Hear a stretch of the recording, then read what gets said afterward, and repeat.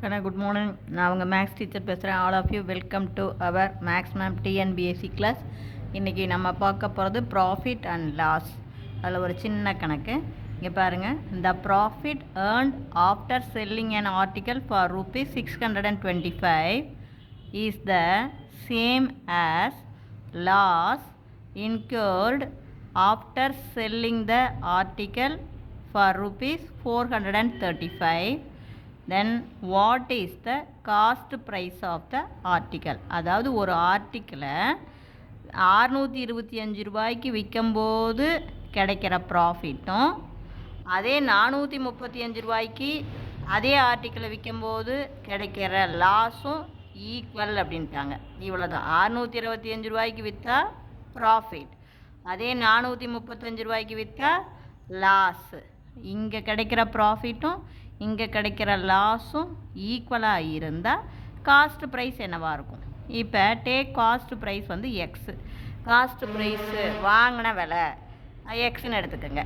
நமக்கு கிவன் ப்ராஃபிட்டும் லாஸும் ஈக்குவல்னு சொல்லிட்டேன்னா எவ்வளவுக்கு விற்றா 625 ரூபாய்க்கு விற்கும்போது ப்ராஃபிட் எப்படி சொல்லுவோம்? விற்ற விலை மைனஸ் வாங்கின விலை. அதே லாஸ் எப்படி சொல்லுவோம்?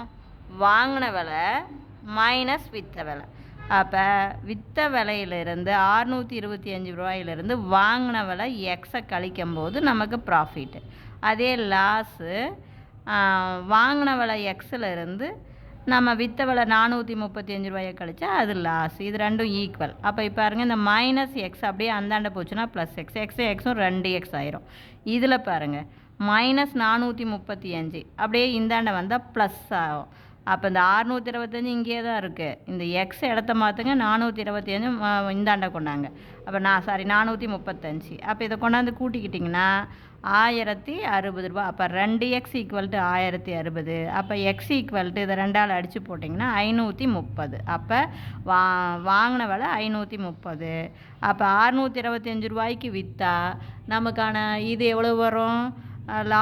ப்ராஃபிட் வந்து 95. அதே 435க்கு விற்றா லாஸ் வந்து 95. புரிஞ்சுதுங்களா? 625க்கு விற்றா ப்ராஃபிட் 95.